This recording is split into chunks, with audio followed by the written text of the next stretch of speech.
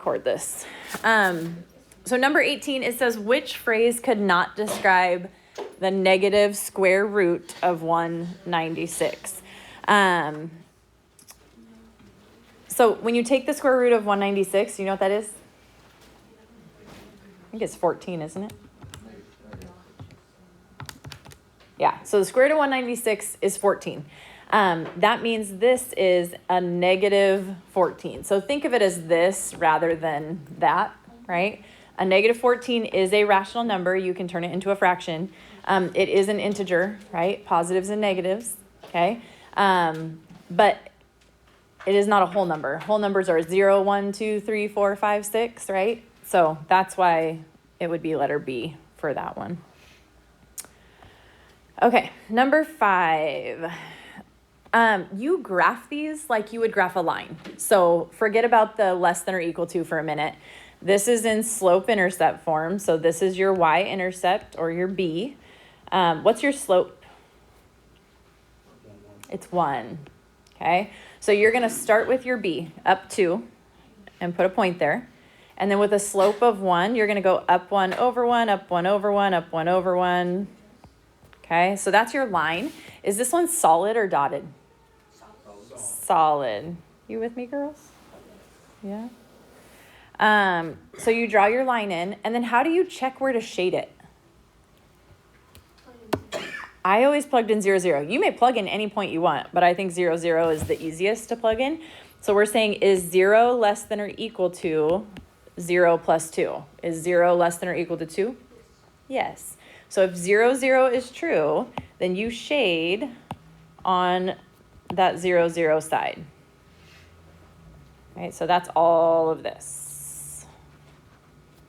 Okay. For the next one, you do... okay, absolute value. What do we get from absolute value? A V. So make sure you're getting a V from this. Your A value out in front here is a 1. So your slope, if you will, is going to go up 1 over 1 in both directions. This negative 3 is going to move us where? Up, down, left, or right? To the right 3. Remember, when it's inside, you go opposite of what it seems, right? This means go the opposite direction of what you think. And then this one is going to go up. So we're going to go right 3, 1, 2, 3, up 1, and put a point there. And then it's up 1 over 1 in both directions to make a V. Okay, is this a solid or dotted line? This is dotted because it's greater than. So that and that. And then plug in 0, 0. So the question is 0 greater than the absolute value of 0 minus 3 plus 1? So is 0 greater than, this would be 3 plus 1, or 4. Is 0 greater than 4? No. So then you shade away from 0, 0, like that. Your answer is their overlap. So your answer is this chunk right there.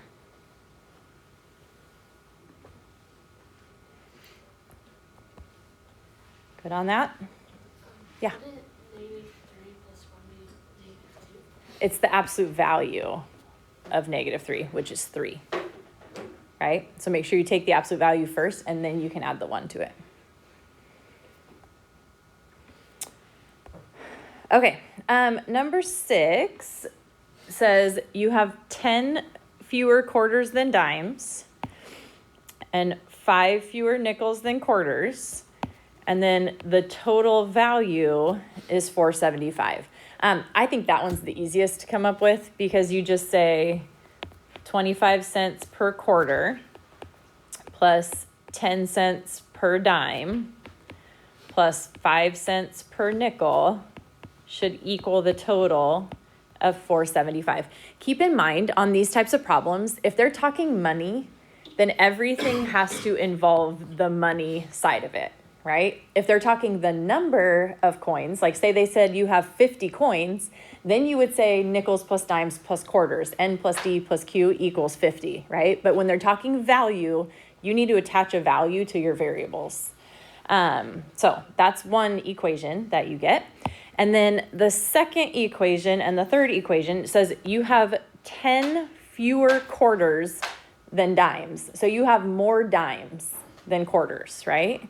Which means your number of dimes needs to be taken away from to equal the number of quarters. So, and if you struggle with that, because I totally struggle with these, you guys, like, gosh, which way is it? Dimes minus 10 or quarters minus 10? I always just plug numbers in my head. Like, okay, if I have 30 dimes, then I have 20 quarters with this equation. Well, this says you have 10 fewer quarters. Well, 20 is 10 fewer than 30, right? So if you struggle with it, there's no judgment here. These are always a challenge for me. This says 5 fewer nickels than quarters. How do you write that one? Nickel equals 5 plus Q.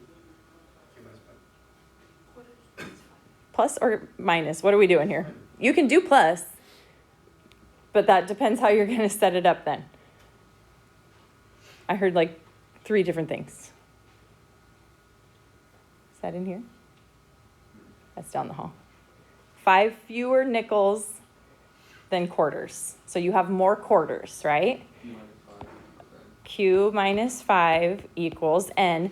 Or if you want to add, it would be nickels plus 5 equals quarters, right? That's fine too. That's a true story, true statement.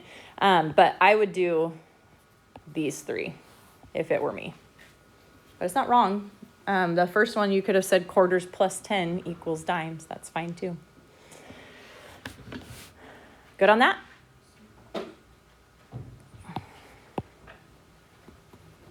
Okay. My favorite. Here we go. So solve this system of equations, and it looks like this. Okay, so first of all, does it make more sense right now to do this via substitution or elimination? Elimination. We want to get rid of variables, okay, because there's a lot of them. So let's get rid of. So the first thing you do is you take those top 2 equations, right? These have equation number 1 and equation number 2. These have a positive z and a negative z, so these will eliminate if we just add them together. So let's add these together. Okay, 5x plus 2x is 7x. 4y plus a negative 2y is a positive 2y. Negative z plus z is 0. And 1 plus 1 is 2. Okay. Then, which 2 should we use? The bottom and the top. Okay, so here's your top equation. Here's your bottom equation. Are we adding them or subtracting them? We're adding them. They are opposites right here, right? So adding them together will get rid of the z's. So 5x plus a negative x is 4x. 4y plus a negative y. Remember, there's essentially a 1 there, right? So 4 plus a negative 1 is a positive 3y. And then 1 plus 2 is 3. Okay, so now you have 2 equations. What do we do with them? How can we eliminate with the pink and blue equations that we have?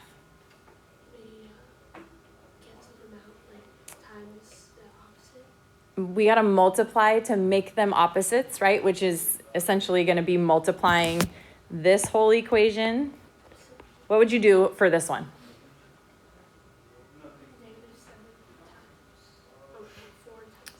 So you could do 4. I'm going to do 2 and 3 just because it makes smaller numbers. But you could. I'm going to do 3 here, which means I'm going to do what over here?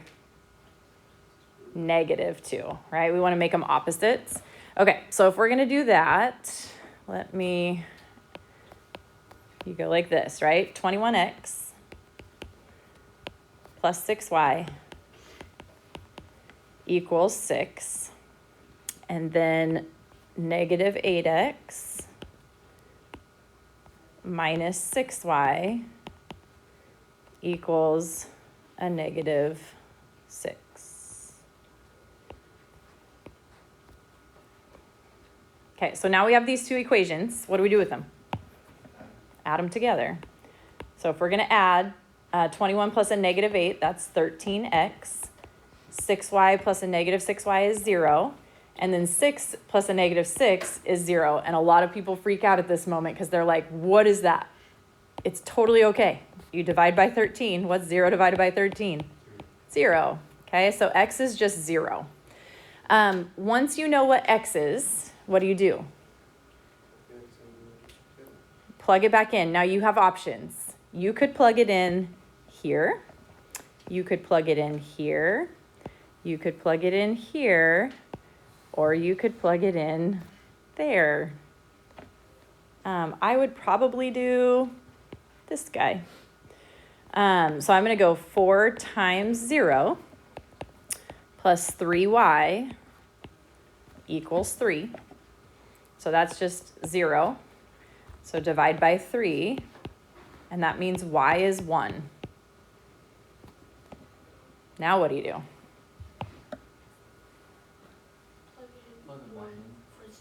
Plug y and x into one of those first three, right? One of the first 3 equations up here, and it really doesn't matter which one. I would probably do the second one.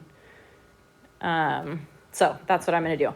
So it's going to be 2 times your x value, which is 0, minus 2 times your y value, which is 1, plus z equals 1. So this is 0. This is negative 2, so we're going to add 2. So z, 1 plus 2, is 3. So if you write it in order 0, 1, 3, honestly, I don't care if you just leave it as y equals this, x equals that, z equals that. That's fine too.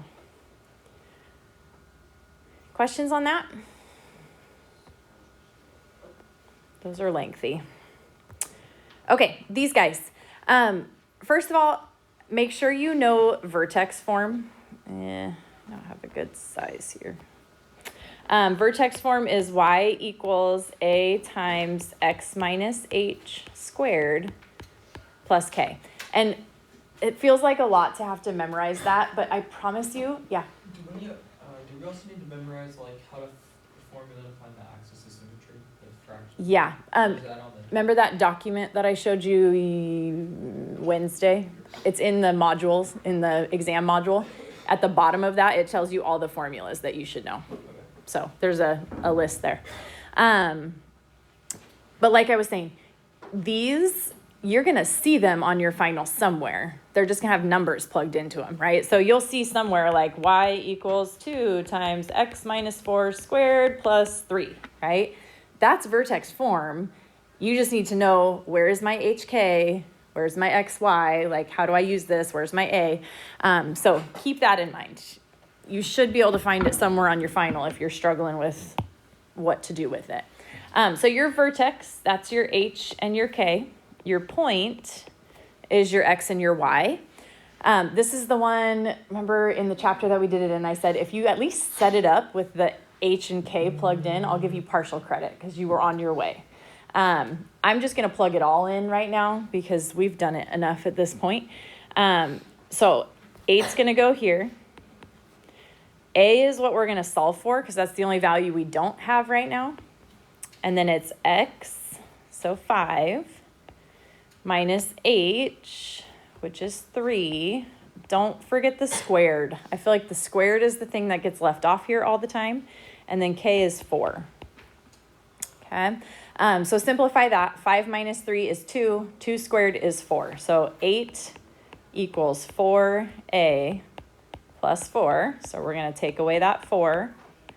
And 4 is equal to 4a. And then we're going to divide by 4. So your a value is 1. Okay. Now what you do is you plug in your a value, your h value, and your k value. Leave the x and y as x and y. So it's going to be y equals a, so 1. Really, you don't even have to put the 1 in if you don't want. x minus 3 squared plus the k, which is 4. So this is your equation. And then when you graph it, if you're given a vertex and a point, so 1, 2, 3, 1, 2, 3, 4, that's your vertex. 5, 8. 1, 2, 3, 4, 5, 6, 7, 8 is here. You could just reflect that, which will be right here.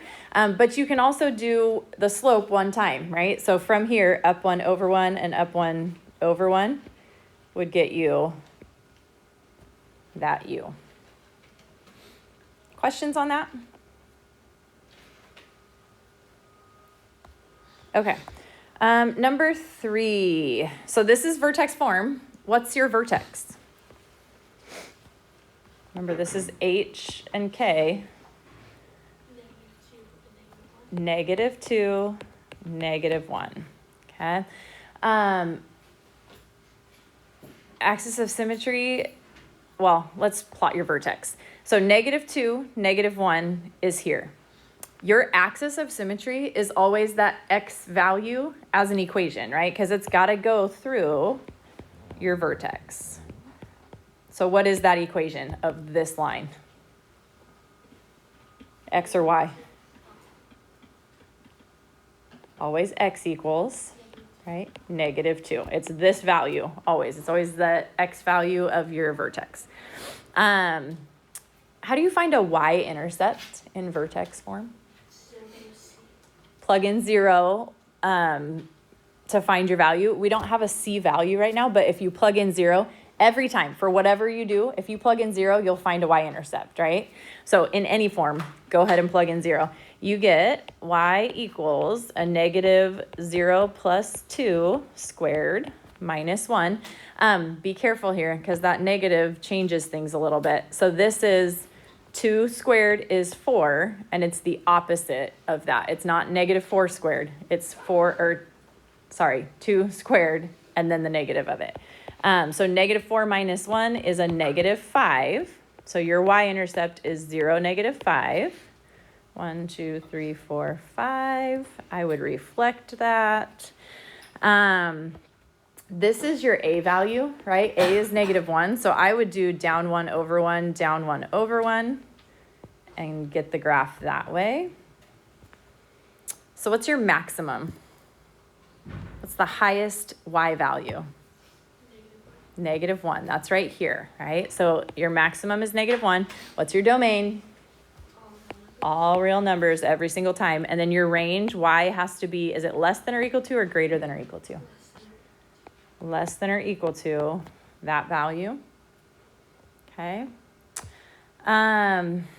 Questions on that? Okay. Number 7, you are factoring. Is there a GCF? No GCF, right? So you're going to set up your star. Don't forget, this is A times C. Here's your A, here's your C, so that's 40. This is a -22, and then your A value is 5. So what can you multiply to get 40 that you can add to get a -22?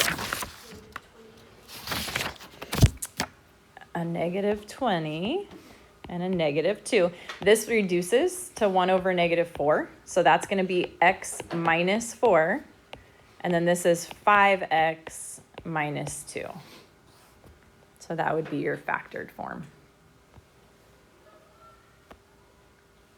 All right, and then number 9, those are perfect squares, right? And it's a difference, so this is a difference of squares, so you're going to square root both parts of this. This is 3x, this is 10. One of them is going to be adding, and one of them is going to be subtracting. If you forget that, you can set up your star. This is going to be a -900. Your b is going to be 0. This is 9 and 9. So this would be -30. And 30 would get you a -900, but that reduces to 3 over -10 and 3 over 10. And wouldn't you know it, that's what that comes out to. So you can always do star method. If you forget the shortcuts, it is there for you. How we feeling about that? Okay, are there any questions for those of you maybe that have moved ahead? Are there any questions from 4B or 5 that you want to see right now before we call it a day? Otherwise, you're just spending the rest of the time working on what you don't have done. Sarah? Can you do number 14 on page 8? 14 on page 8.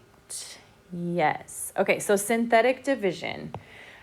Synthetic division is the one that's totally backwards, right? So you set your bar up upside down. You have to make sure that your numbers are in descending order, which there is no variable that got skipped here, so we're good there. This would be a 1 out in front, so you'll go 1, -4, 1, and -5. What do you put out front? Opposite, a -2. Okay, so when we work this out then, drop down your 1. -2 times 1 will be -2. Add or subtract? Add. Okay, we are adding. So -4 plus a -2 is a -6.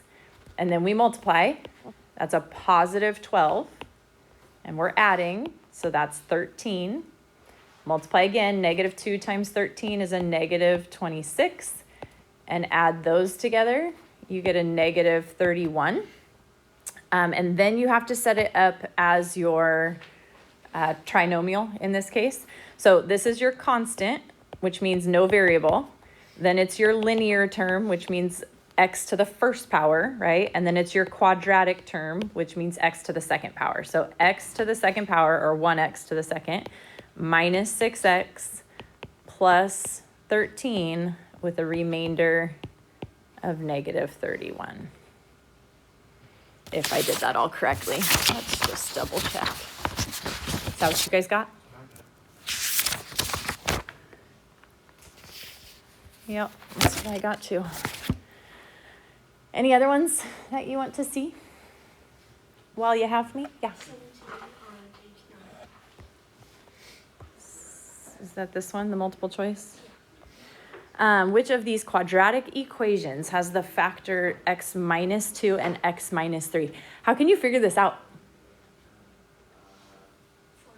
You could foil it. You could factor every one of these and see what it factors to, but man, that's a lot of work. I would just foil this. So ditch this, go x squared minus 3x minus 2x plus 6, right? So that's going to be x squared minus 5x plus 6. So that is letter C. Any other ones, Sarah? Couldn't you just like put it in factor form and put a -2 and a -3 on each side, and then added them and multiplied them?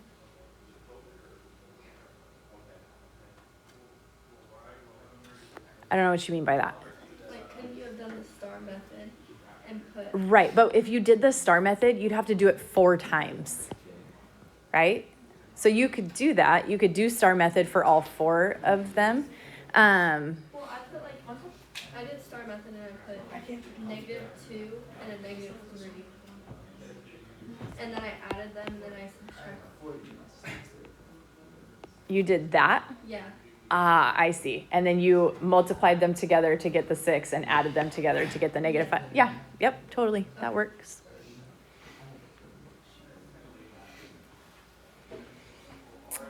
Yeah.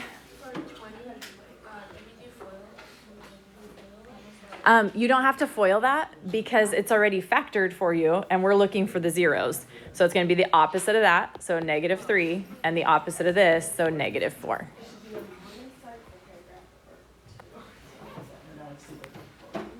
Anything else?